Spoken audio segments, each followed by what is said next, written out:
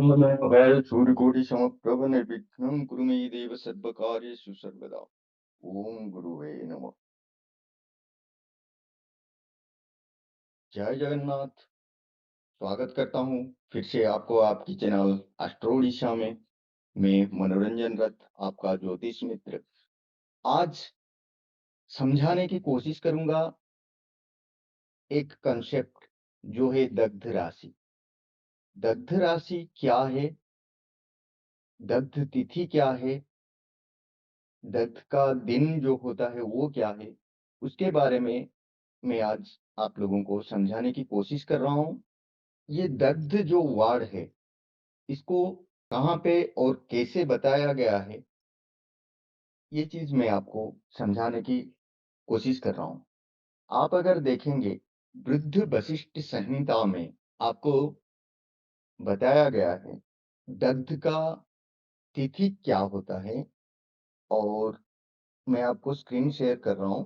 तो यहाँ पे श्लोक के साथ टीका में बताया गया है कि धनु तथा मीनस्थ सूर्य में द्वितीया, वृष कुंभस्थ सूर्य में चतुर्थी, कर्क मेष के सूर्य में षष्ठी, मिथुन कन्या की सूर्य में अष्टमी, सिंह वृश्चिक के सूर्य में दशमी और मकर तुला के सूर्य में द्वादशी तिथियां दग्ध संज्ञक होती है।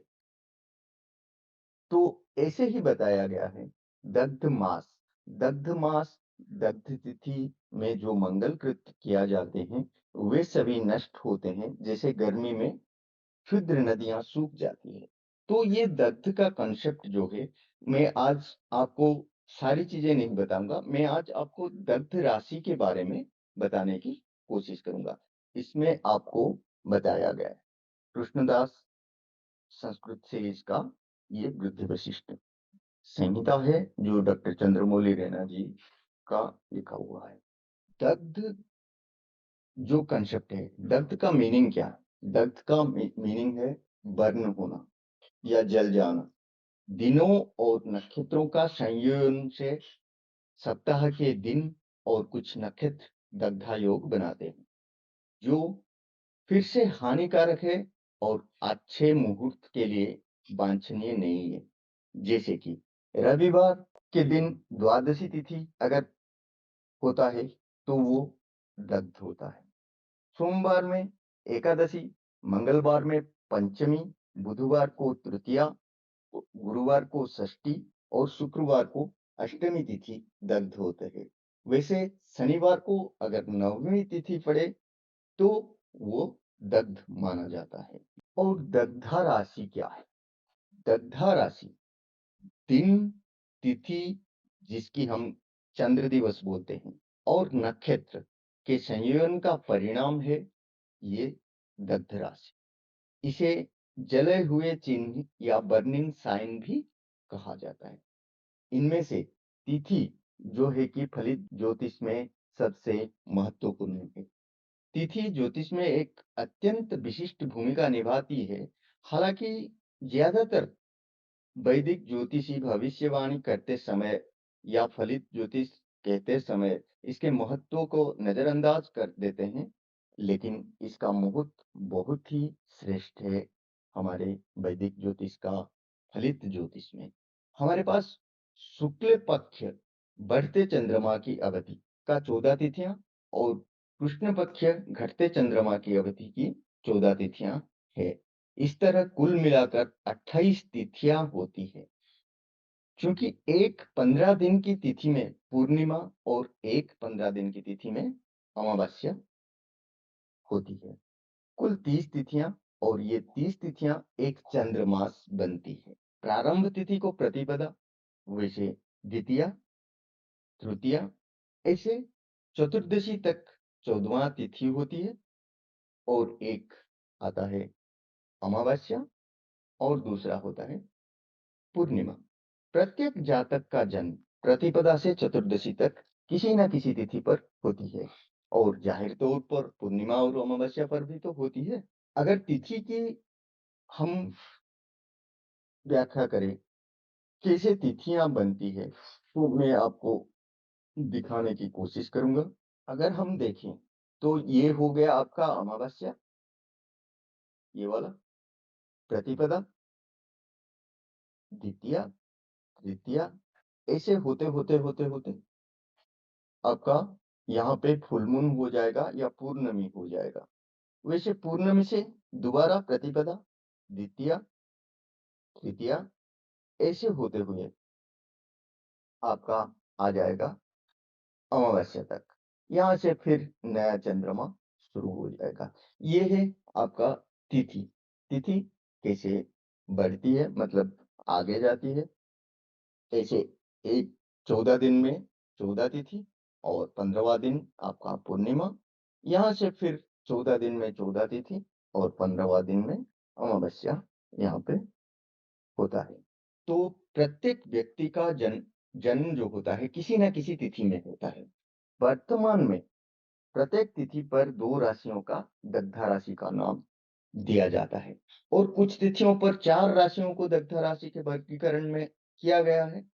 पूर्णिमा और अमावस्या पर कोई भी राशि दग्धा राशि नहीं होती है। दग्धा का सटीक महत्व अगर हम समझें तो ये सुलगता है या बर्निंग या जला हुआ, ऐसा मान सकते हैं। हर कोई हर कोई ज्योतिषी आपको ये बताता है कि आपका चौथा घर में सपोज कोई योग है या कोई दोष है जो कि किसी राशि में पड़ा है।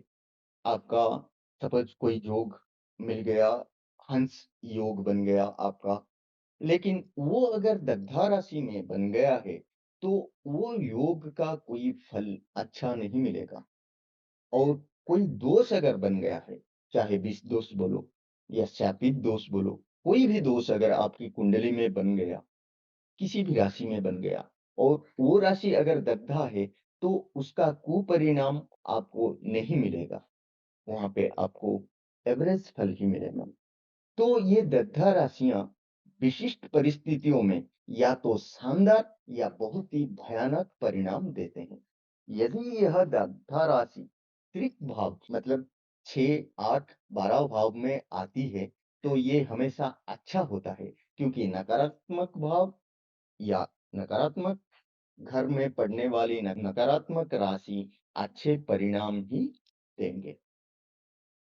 यदि दग्धा राशि में से कोई भी एक अच्छे भाव या घर में पड़ता है तो संबंधित भाव के कुछ अच्छे गुणों को खराब करना निश्चित है। सूर्य और चंद्रमा के अलावा प्रत्येक ग्रह का 2 राशियों पर स्वामित्व होता है और राशि जो कि दग्धा है पीड़ित होती है, न कि उसी ग्रह के स्वामी वाली दूसरी राशि पर।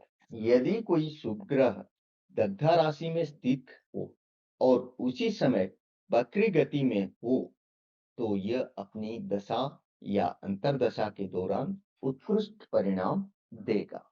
परंतु यदि यह शुभ ग्रह अपनी सीधी गति में होता है तो यह अपनी दशा या अंतर्दशा में सबसे खराब परिणाम देगा। कुछ हद तक यह नियम ट्रांजिट में भी माना जाता है, क्योंकि राहु नॉर्थ नोड और केतु साउथ नोड की प्राकृतिक गति प्रोग्रेड हैं और वे कभी भी सीधी गति या डायरेक्ट मोशन में नहीं चलते हैं। इसीलिए इन दोनों ग्रहों को दग्धा राशि में हमेशा अच्छा ही फल या शुभ फल ही प्रदान करते हैं। दग्धा राशि में अगर राहु केतु हैं तो ये उनकी दशा या अंतर्दशा में उत्कृष्ट परिणाम देंगे।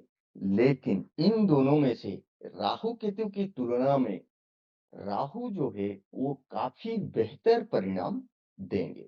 यदि किसी दग्धा राशि पर 2 ग्रह स्थित हो जिनमें से एक अशुभ तथा दूसरा शुभ हो, तो यह अशुभ ग्रह सीधी गति में तथा शुभ ग्रह वक्री गति में हो तो ऐसी स्थिति में एक ग्रह की महादशा में अन्य ग्रह की अंतर्दशा उत्तम परिणाम देगी। नियमों के अनुसार यदि अशुभ ग्रह अपनी सीधी गति में है और शुभ ग्रह वक्री गति में है तो एक प्रमुख दशा अशुभ ग्रह की होती है जो उत्कृष्ट परिणाम देगी। लेकिन जब भी शुभ ग्रह की अंतर्दशा चलेगी यह बुरे परिणाम देगी और इसके विपरीत जैसे कि इसका खराब परिणाम मिलेगा। लेकिन जब बकरी ग्रह की अंतर्दशा आएगा, यह शुभ परिणाम देगा और शुभ ग्रह की अंतर्दशा में ये बुरा परिणाम देगा। सूर्य और चंद्रमा प्रकाशक ग्रह होने के कारण और केवल सीधी गति वाले होने के कारण इनके ऊपर ये जो सभी नियम बताया गया, इन नियमों से इनका कोई फर्क नहीं पड़ता या इन नियमों से ये मुक्त हैं। दग्धा राशियां जो होता है, ये प्रत्येक तिथि पर आधारित होती है। तो दग्धा राशि प्रथमा तिथि में 7 नंबर की राशि तुला और 10 नंबर की राशि मकर या कैप्रिकॉर्न में है होता है। द्वितीय तिथि में 9 नंबर धनु, सजिटेरियस या 12 मीन, पाइसेस पे दग्धा राशि होती है। तृतीय तिथि में 5 सिंह या लियो और 10 मकर या कैप्रिकॉर्न में दग्धा राशि होती है। चतुर्थी तिथि में 2 नंबर की राशि वृषभ, टॉरस या 11 नंबर की राशि कुंभ, एक्वेरियस में दग्धा राशि होती है। पंचमी तिथि में मिथुन, जेमिनी या 6 नंबर की राशि कन्या, भृगु जिसमें दग्धा राशि होती है। षष्ठी तिथि में 1 मेष पे या 5वां राशि सिंह, उसमें दग्धा राशि होती है। सप्तमी तिथि वैसे कर्कट और धनु दग्धा होती है। अष्टमी में मिथुन, कन्या दग्धा होती है। नवमी में सिंह और वृश्चिक दग्धा राशि होती है। दशमी में वैसे सिंह और वृश्चिक होती है। एकादशी तिथि में धनु, मीन होता है। द्वादशी में तुला और मकर होता है। त्रयोदशी तिथि में वृषभ और सिंह होता है। चतुर्दशी तिथि जो होता है, उसमें आपको 4 दग्धा राशि मिल जाएंगे, जो कि 12 नंबर की राशि मीन, 3 नंबर की राशि मिथुन, 6 नंबर कन्या और 11 धनु। तो ये सब आपका 14 तिथि का 14 तिथियों का दग्धा राशि हमने बना लिया। और जो 2 हुआ, पूर्णिमा में कोई दग्धा राशि नहीं होती है और अमावस्या में भी कोई दग्धा राशि नहीं होती।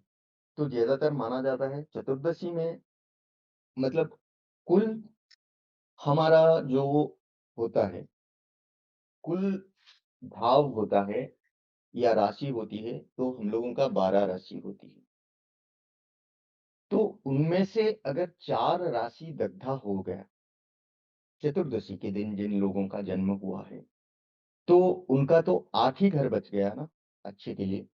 या हो सकता है उन चारों में अगर कुछ जैसे नियमित ग्रहों का नियम बताया गया, वैसे कुछ अगर आता है, तो वो सब तो अच्छे भी परिणाम दे सकते हैं या फिर बुरे परिणाम दे सकते हैं या फिर बहुत अच्छे या बहुत बुरे परिणाम भी मिल सकते हैं। तो ये रहा आपका प्रथमा से चतुर्दशी तथा पूर्णमी और अमावस्या तिथि के बारे में।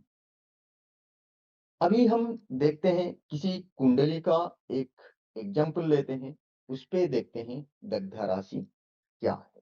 तो ये जो कुंडली है, इनका जन्म हुआ 12 मई 1988 को 11:45 अयोध्या। तो इन पे देखेंगे, इनका जो जन्म हुआ, इनका कृष्ण द्वादशी तिथि है उनका। तो द्वादशी तिथि में हमने देखा कि द्वादशी तिथि में हमारा दग्धा राशि कौन आएगा?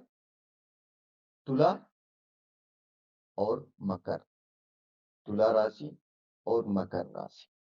तो ये जो दग्धा राशि यहाँ पे आया, ये तो 6, 8, 12 में नहीं गया और यहाँ पे हम देखेंगे ये केंद्र में आया, क्योंकि हमारा अच्छे भाव जो माना जाता है, केंद्र या त्रिकोण को माना जाता है। मतलब लग्न, चौथा भाव, सप्तम भाव, दसम भाव, ये हो गया केंद्र और पहला भाव, फिर पंचम भाव और नवम भाव, ये हो गया त्रिकोण।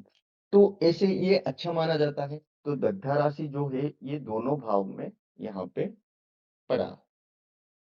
तो इस कुंडली में हम कैसे इसका निष्कर्ष निकालेंगे कि ये अच्छा है या बुरा है, ये जो दग्ध राशि।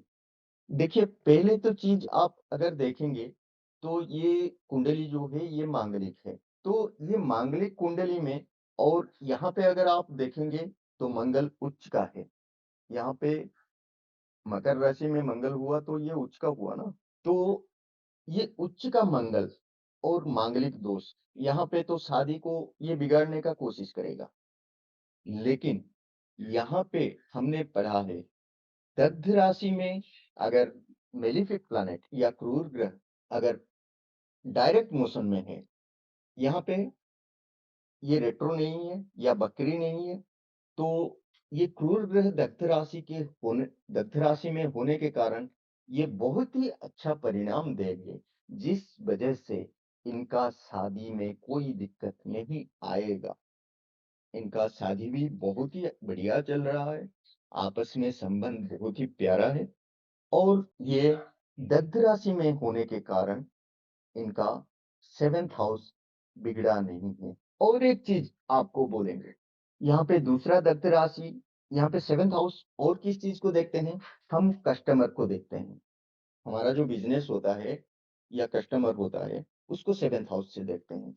और इसी वजह से ये अगर कोई व्यापार करते हैं या इनका बिजनेस करते हैं तो इनका कस्टमर बहुत अच्छा रहेंगे, क्योंकि इनका 7th हाउस जो है ये पीड़ित नहीं है। तो इस हिसाब से हम दत्त राशि को मानेंगे।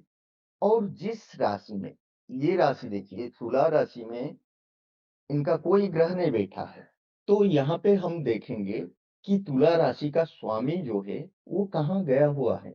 तो यहाँ पे देखिए तुला राशि का स्वामी जो है वो 12th भाव पे गया हुआ है। ये जो तुला राशि ये कहाँ पड़ा है, दग्ध राशि चौथे भाव पे पड़ा है। चौथे भाव को हम क्या देखेंगे, घर, गाड़ी, ये भी देखेंगे। और हमारा फैन फॉलोइंग भी हम कहाँ से देखेंगे, चौथे भाव से ही देखेंगे। जनता, अगर पॉलिटिकली हम बात करें तो जनता का भाव जो होता है वो कहाँ का होता है, कहाँ पे होता है, वो चौथा भाव होता है। तो ये जो चौथा भाव का दग्ध राशि ये हुआ, तो दग्ध राशि का स्वामी कहाँ गया हुआ है, 12th हाउस में गया है। तो यो इनको बाहर से, मतलब विदेश या अपने जन्म स्थान से दूर से इनका जो है फैन फॉलोइंग ज्यादा बढ़ेंगे। चाहे अपने गांव में तो खूब बढ़ेंगे, लेकिन गांव से ज्यादा इनको दूर से इनका जो फैन फॉलोइंग होगा वो ज्यादा आएगा।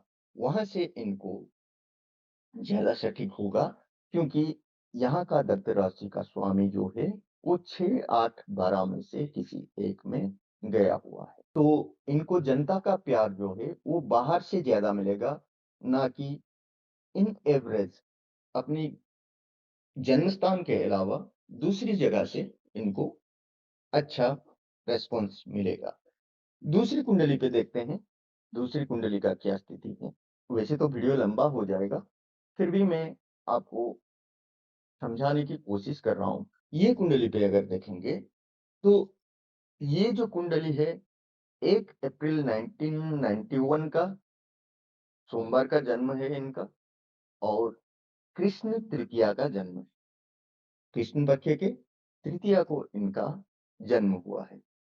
तो कृष्ण पक्ष तृतीया में हमारा कौन आएगा, सिंह आएगा। कृष्ण पक्ष तृतीया में हमारा सिंह राशि आएगा और मकर राशि आएगा। तो यहाँ पे शनि और राहु जो है 4th हाउस में बैठे हैं। राहु का हमेशा क्या होगा कि दग्ध राशि पे ये पॉजिटिव रिजल्ट देगा। और शनि वो दोष यहाँ पे कुछ असर नहीं करेगा, क्योंकि ये राशि जो है ये जला हुआ है या दग्ध हो गया है। तो ऐसे हम प्रिडिक्ट कर सकते हैं। सोच रहा हूं आपको वीडियो अच्छा लगा होगा, अगर समझ में आया है, कुछ हेल्पफुल हुआ है, तो आगे देखने के लिए लाइक करिए और सब्सक्राइब करिए। अगले नए वीडियो की नोटिफ़िकेशन पाने के लिए बेल आइकन को भी प्रेस कीजिए। Thank you so much. जय जगन्नाथ।